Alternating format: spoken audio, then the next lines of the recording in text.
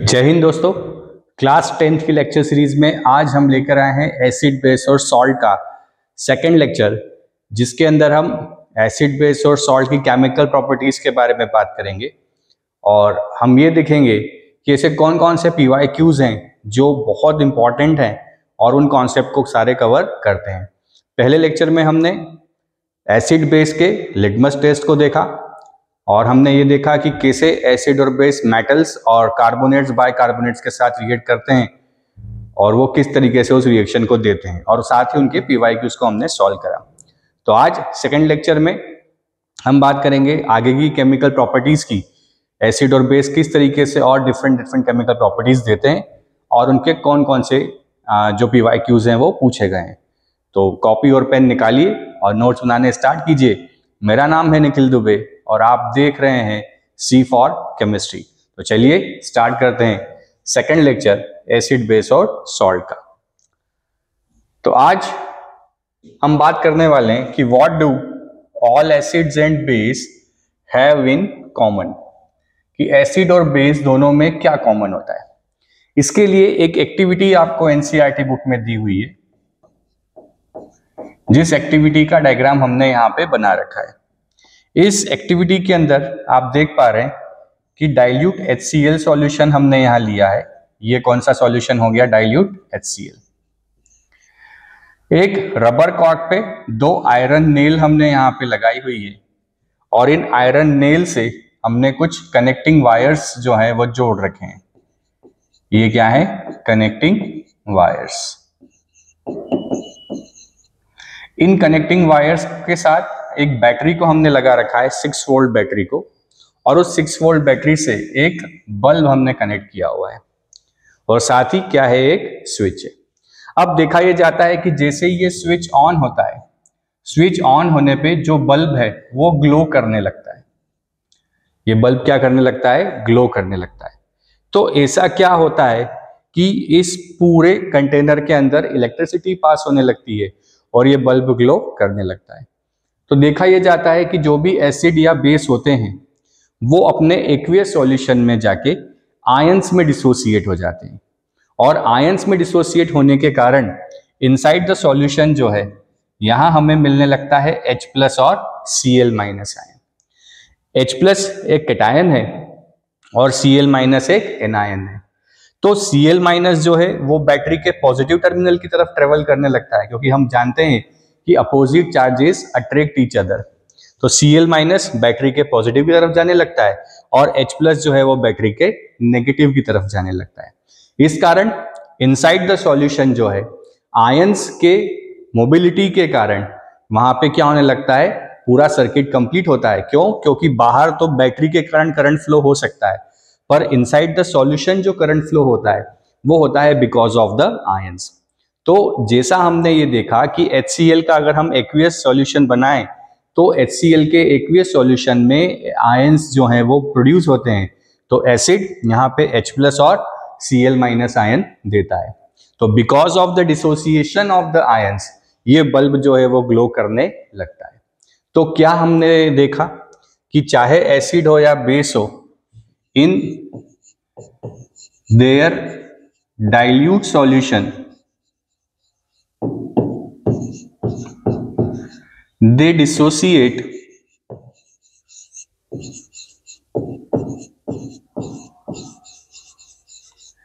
into ions। ये किस में डिसोसिएट हो जाते हैं? आयंस में डिसोसिएट हो जाते हैं। फॉर एग्जाम्पल, जो HCl का एक्वियस सॉल्यूशन है उस एक्वियस सॉल्यूशन में HCl कन्वर्ट होता है H+ और Cl- आयंस में। सिमिलरली अगर यहां पे हम H2SO4 का सॉल्यूशन ले लें तो यहां पे अब 2 हाइड्रोजन है तो ये कन्वर्ट हो जाएगा 2H+ और SO4 2- में। सिमिलरली अगर हम यहां नाइट्रिक एसिड HNO3 का सॉल्यूशन ले लें तो इट कन्वर्ट्स इनटू H+ और NO3-। तो हम देख पा रहे हैं कि जितने भी ये एसिड हैं ये अपने एक्वियस मीडियम में क्या दे रहे हैं बच्चों, H+ आयन दे रहे हैं। तो क्या डेफिनेशन बन गई एसिड की, कि एसिड वो होते हैं जो अपने एक्वियस मीडियम में क्या देते हैं, H+ आयन देते हैं। यही डेफिनेशन आर्हेनियस एसिड की डेफिनेशन कहलाती है कि एसिड्स आर दो substance which gives H+ ion in its aqueous solution. अपने एक्वियस सॉल्यूशन में वो क्या देते हैं, H+ आयन देते हैं। सिमिलरली अगर हम यहाँ पे बेस ले लें तो NaOH in its aqueous medium it converts into Na+ and OH-। हम KOH ले लें तो KOH in its aqueous medium converts into K+ and OH-। तो बेस क्या हो गए बच्चों, बेस वो हो गए जो अपने एसिड मीडियम में अपने एक्वियस मीडियम में क्या देते हैं, OH- आयन देते हैं। तो आर्हेनियस एसिड बेस जो डेफिनेशन है उसके हिसाब से एसिड वो सब्सटेंस जो एक्वियस मीडियम में H+ आयन देते हैं और बेस वो सब्सटेंस होते हैं जो एक्वियस मीडियम में OH- आयन देते हैं। और इसी आयनाइजेशन के कारण इस पूरे सर्किटरी में जो है करंट फ्लो होने लगता है, क्योंकि आयंस अपोजिट टर्मिनल की तरफ मूव करते हैं और ये बल्ब ग्लो करने लगता है। ठीक है बच्चों, आया समझ में, नोट कीजिए इसे।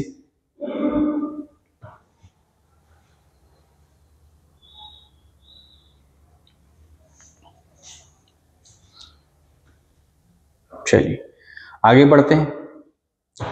क्वेश्चन आया है कि why do HCl, HNO3 etcetera show acidic characters in aqueous solution while solutions of compounds like alcohol and glucose do not show acidic character। इस क्वेश्चन को ऐसे भी पूछा गया है एक साल कि अगर यहाँ पे सॉल्यूशन में हम NaCl, HCl, H2SO4 ले लें तब तो ये बल्ब ग्लो करता है, बट अगर यहाँ हम शुगर, एल्कोहल ले लें तब ये बल्ब ग्लो करता नहीं है। तो अभी हमने ये सीखा कि ऐसे सब्सटेंसेस जो वाटर में जाने पे आयंस में डिसोसिएट हो जाते हैं और उस आयनाइजेशन के कारण ही क्या होता है, यहाँ पे करंट, इलेक्ट्रिसिटी फ्लो होने लगती है। बट एल्कोहल और शुगर जैसे जो सब्सटेंसेस हैं वो वाटर में डिसॉल्व तो हो जाते हैं बट वो आयनाइज्ड नहीं होते हैं। तो जब तक यहाँ पे सॉल्यूशन के अंदर आयंस नहीं बनेंगे तब तक इलेक्ट्रिसिटी कंडक्ट होने वाली नहीं है। इसलिए HCl, HNO3 जैसे एसिड यहाँ पे जो है इलेक्ट्रोलाइट होने के कारण आयनाइज्ड हो जाते हैं, बट एल्कोहल और ग्लूकोज आयनाइज्ड नहीं होते। तो यही यहाँ लिखा हुआ है कि HCl, HNO3 and similar compounds exhibit acidity in water because they are strong electrolyte that dissociate or ionize in aqueous solution and releasing hydrogen ions, H+ ions.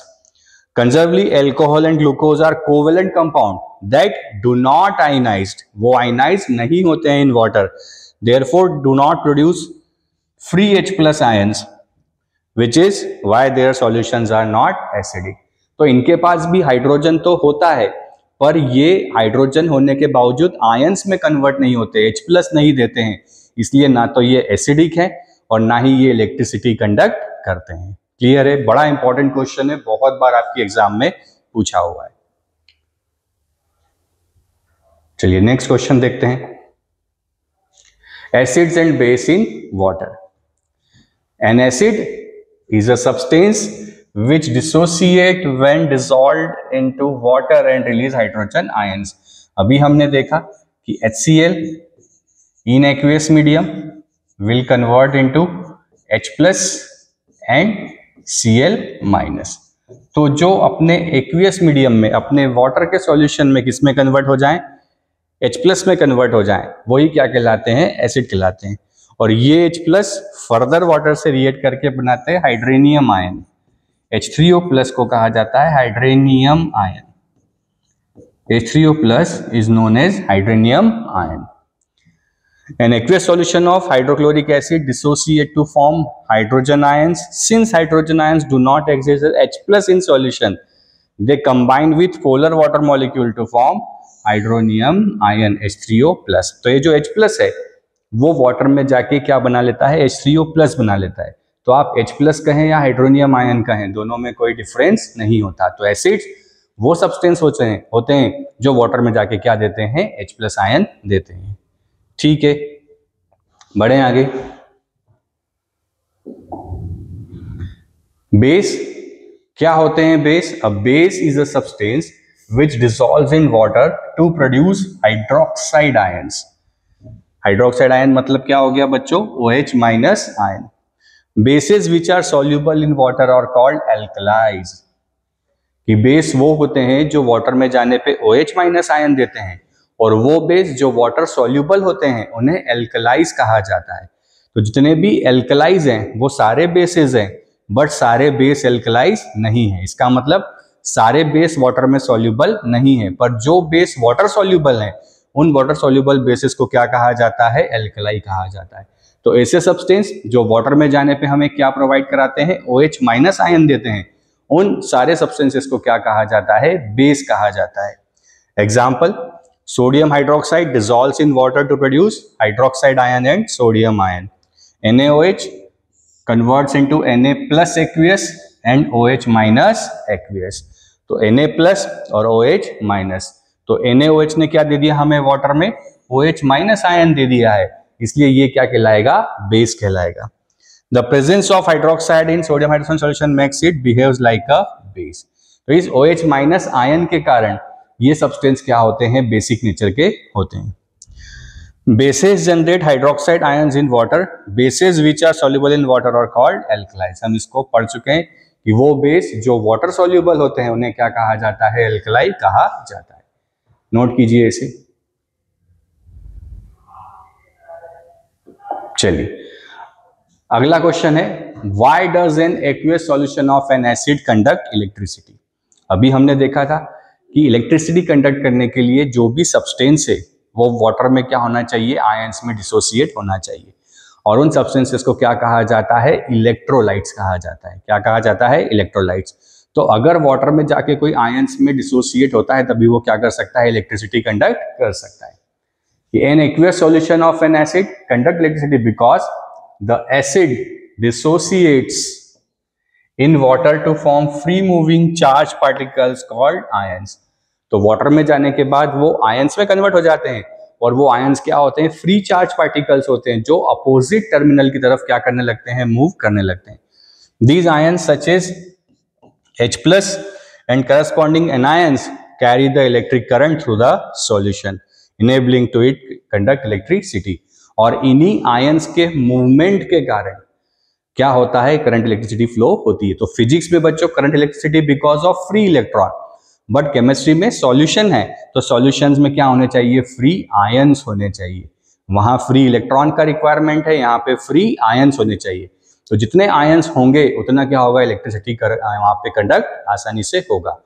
ठीक है, तो जब तक कोई भी सब्सटेंस अपने आयनिक फॉर्म में कन्वर्ट नहीं होता तब तक वो इलेक्ट्रिसिटी कंडक्ट नहीं कर सकता है। बड़ा इंपॉर्टेंट सा ये क्वेश्चन है। चलिए अगला देखते हैं। Why does dry HCl not change the color of dry litmus paper? कि एक हमारे पास लिटमस पेपर है, बट वो लिटमस पेपर कैसा है बच्चों? ड्राई लिटमस है। कैसा है? ड्राई लिटमस है। अब अगर इस ड्राई लिटमस पेपर पे हम HCl की वेपर को डालें, किसको डालें? HCl की वेपर्स को डालें, तो HCl की वेपर्स को ड्राई लिटमस पेपर पे डालने पे कलर चेंज नहीं होता। नॉर्मली हमें पता है कि जो एसिड है वो ब्लू कलर को रेड कलर में कन्वर्ट करता है। तो अगर हमारे पास यहाँ पे एक ब्लू कलर का ड्राई लिटमस पेपर हो और इसके ऊपर अगर हम HCl का वेपर डालें तो इसके कलर में कोई चेंज नहीं होता। तो बच्चों सबसे पहली बात, लिटमस पेपर का कलर तभी चेंज होगा जब एसिड अपना क्या देगा? H+ आयन देगा, और H+ आयन देने के लिए उसका मीडियम कैसा होना चाहिए? एक्वियस मीडियम होना चाहिए। क्या होना चाहिए? एक्वियस मीडियम होना चाहिए। तो जब तक एसिड अपने आयंस में डिसोसिएट नहीं होता तब तक एसिड किसी भी लिटमस पेपर के कलर को चेंज नहीं कर सकता।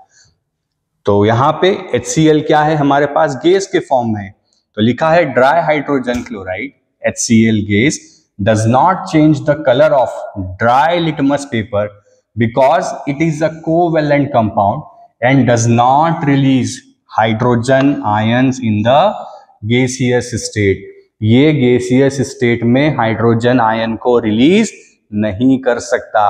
जब तक ये आयन में नहीं कन्वर्ट होगा तब तक लिटमस पेपर का कलर चेंज होने वाला नहीं है। हाँ, एक चीज ये जरूर हो सकता है कि अगर हमारा जो लिटमस पेपर है वो मॉइस्ट लिटमस पेपर हो जाए। कैसा हो जाए? मॉइस्ट। मॉइस्ट मतलब उसके अंदर कुछ मॉइस्चर हो, और उसके बाद अगर हम यहाँ पे HCl के वेपर्स डालें, HCl गैस को डालें, तब कलर चेंज हो जाएगा। बोले सर अभी तो आपने कहा कि HCl गैस में कभी आयनाइज नहीं होता, परंतु बच्चों यहाँ पे जो लिटमस पेपर है इसके अंदर मॉइस्चर प्रेजेंट है, वाटर प्रेजेंट है, तो उस वाटर के कारण जो HCl वेपर्स हैं वो आयनाइज हो जाएंगी, और आयनाइज होने के कारण यहाँ पे कलर चेंज हो जाएगा। तो या तो HCl खुद सॉल्यूशन के फॉर्म में हो, या फिर वो लिटमस पेपर जिसपे उसको डाल रहे हैं उसके अंदर वाटर वेपर हो। उन दोनों ही कंडीशन में कलर चेंज हो जाएगा। अदरवाइज लिटमस पेपर भी ड्राई हो और HCl भी गैस हो, उस कंडीशन में ये चेंज होने वाला नहीं है। तो बड़ा इंपॉर्टेंट सा क्वेश्चन है, इसको हमें प्रिपेयर करना है। बढ़े आगे। अगला, while diluting an acid, why is it recommended that the acid should be added to water, not water to the acid? कहा गया है कि आपके पास एसिड है और इसके अंदर आप क्या मिला रहे हो? वाटर। तो दो चीजें हो सकती हैं, या तो वाटर को एसिड में डाला जाए या एसिड को वाटर में डाला जाए। तो सही क्या है? वाटर को एसिड में डालना या एसिड को वाटर में डालना। तो ये देखा जाता है कि जो एसिड या बेस का जो डिसोल्यूशन प्रोसेस होता है, it is largely exothermic in nature, बहुत हाईली एक्सोथर्मिक नेचर का होता है, और बहुत लार्ज अमाउंट में क्या होती है, वहां पे हीट रिलीज होती है। तो अगर हम क्या करेंगे, एसिड के अंदर जो है वाटर अगर डालेंगे तो बहुत ज्यादा अमाउंट में एनर्जी रिलीज होती है, और कभी कभी ये देखा जाता है कि जो एसिड है वो स्प्लैश आउट हो जाता है, मतलब वो छलक जाता है, कपड़ों पे गिर सकता है, जो हार्मफुल है। या हो सकता है कि जिस कंटेनर में ये डाइल्यूशन किया जा रहा है वो कंटेनर ही क्या हो जाए, वो ब्रेक हो जाए, टूट जाए। इतना हाईली क्या होता है, वहां पे एनर्जी रिलीज होता है। इसलिए क्या प्रिफर किया जाता है? प्रिफर ये किया जाता है कि पानी, वाटर जो है, उस वाटर के अंदर ड्रॉप बाय ड्रॉप एसिड मिलाया जाए और कंटिन्यूसली धीरे धीरे उसको हिलाया जाए। थोड़ा सा एसिड मिलाएं फिर हिलाएं, थोड़ा सा एसिड डालें फिर उसको क्या करें, स्टीयरिंग करते जाएं। अदरवाइज क्या होगा, बहुत लार्ज अमाउंट में एनर्जी रिलीज होगी और वो एनर्जी हमारे लिए हार्मफुल है। तो क्या लिखा है? It is recommended to add acid to water, acid to water, not the other way around, because diluting concentrated acid is highly exothermic process. ये क्या है? highly exothermic process है। If water is added to a concentrated acid, the heat generated may cause the mixture to splash out and cause burns. तो हो सकता है कि उस हीट के कारण क्या हो जाए, वो एसिड स्प्लैश आउट हो जाए, छलक जाए और क्या हो जाए, बर्निंग हो जाए। The glass container may also break due to excessive local heating. और वो कंटेनर जिसमें ये प्रोसेस हम कर रहे हैं वो भी क्या हो सकता है, ब्रेक हो सकता है। तो ये रिकमेंड किया जाता है कि जब भी आप एसिड को डाइल्यूशन करें तो वाटर के अंदर धीरे धीरे थोड़ा सा एसिड डालते जाएं, 2-2, 4-4 ड्रॉप, और उसको कांस्टेंट स्टीयरिंग करते जाएं ताकि आप उस प्रोसेस को क्या कर सकें, कंट्रोल कर सकें। ठीक है, ये क्वेश्चन बड़ा इंपॉर्टेंट है, ये भी पूछा गया है। नेक्स्ट है, how is the concentration of hydronium ion affected when a solution of N acid is diluted. कि कैसे हाइड्रोनियम आयन H3O प्लस का कॉन्सेंट्रेशन अफेक्ट होता है जब उसके अंदर क्या किया जाए, पानी मिलाया जाए। इसको एक बहुत सिंपल से एग्जाम्पल से हम समझ सकते हैं कि आप लोगों के घर पे खाना खाने के लिए जो है इनविटेशन तो आता होगा शादियों में, है ना, और उस इनविटेशन कार्ड पे आपने देखा भी होगा कि एक पर्टिकुलर टाइम लिखा होता है कि सायं 7 बजे से आपके आगमन तक, है ना। तो अगर हम उस सायं 7 बजे वाले टाइम पे चले जाएं तब तो क्या होने वाला है, जितने आइटम है वो सब हमें मिल जाएंगे, हम खा पाएंगे। अदरवाइज आपके आगमन वाले समय पे गए तो क्या होगा, हो सकता है कि मटर पनीर में से पनीर गायब हो जाए, केवल ग्रेवी बचे, है ना। पानी पूरी में से पूरी खत्म हो जाए, सिर्फ क्या बचे, पानी बचे। और कभी आपने ये भी एक्सपीरियंस किया होगा, जैसे हमारे गांव में क्या होता है कि खाना जो है नीचे बैठ के खिलाया जाता है, तो गर्मियों के दिनों में वहाँ रायता खूब बनता है खाने में, है ना, शादियों में। तो कभी ऐसा देखा जाता है कि पहली बार में अपन ने वो रायता पिया हो तो बड़ा टेस्टी लग रहा है, और अब दूसरी बार क्या हुआ, फिर कोई हमने उस रायते को लिया तो हमने देखा यार टेस्ट बदल गया है।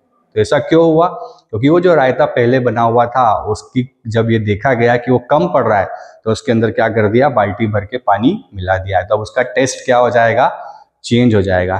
तो वाटर डालने से आपने सॉल्वेंट बढ़ाया है तो क्या होता है, टेस्ट बदल जाता है। वैसे ही क्या होगा यहाँ पे कि अगर हम किसी सॉल्यूशन के अंदर क्या डालेंगे, पानी मिलाएंगे, एसिडिक सॉल्यूशन में वाटर मिलाएंगे, तो क्या होगा, वाटर मिलाने से वॉल्यूम बढ़ जाएगा, और वॉल्यूम बढ़ने से क्या होगा, जो नंबर ऑफ H+ आयन पहले प्रेजेंट थे, है ना, अगर 1 लीटर में पहले 100 आयन प्रेजेंट थे H+ के, अब हमने लीटर कितने कर दिए, 2, तो 2 लीटर में भी कितने हैं, H+ आयन 100 ही है, तो number of ions per unit volume क्या हो गए, डिक्रीज हो गए।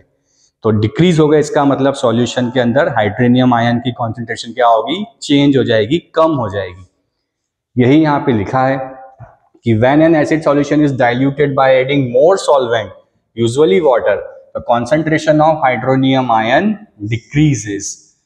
क्या होगा, concentration of hydronium ion decreases. This happens because total volume of the solution increases but the actual amount of acid remains the same. तो एसिड तो उतना ही था, रायता तो उतना ही था, और उसके अंदर क्या बढ़ गया है, पानी बढ़ गया है, तो उसका टेस्ट क्या हो गया है, कम हो गया है पहले से। वैसे ही एसिड तो उतना ही था और उसके अंदर पानी ऐड कर दिया है, तो पानी ऐड करने से number of hydronium ion per unit volume क्या हो गए, कम हो गए, तो उसका एसिडिक स्ट्रेंथ भी क्या होगा, कम हो जाएगा। इसका मतलब सॉल्यूशन को डाइल्यूट करने पे एसिडिक स्ट्रेंथ क्या होता है, कम हो जाता है। तो बड़ा इंपॉर्टेंट सा सिंपल सा क्वेश्चन है, ठीक है, बढ़े आगे।